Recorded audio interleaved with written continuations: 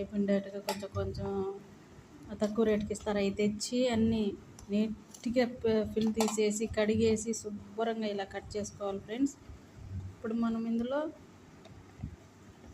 పసుపు, half spoon ఉప్పు పసుపు వేసి కలిపేసుకున్నాం కదా ఫ్రెండ్స్.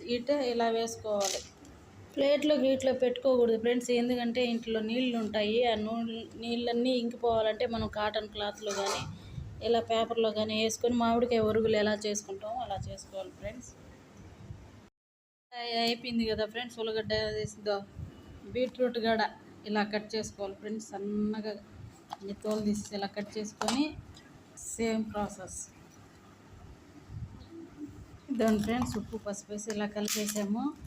ఇలా ఉండాలి ఫ్రెండ్స్. ఇవి బాగా ఎండిన తర్వాత నూనెలో వేసి బాగా డీప్ ఫ్రై చేసి నూనెలో బాగా వడల మాదిరి కాల్చి రసం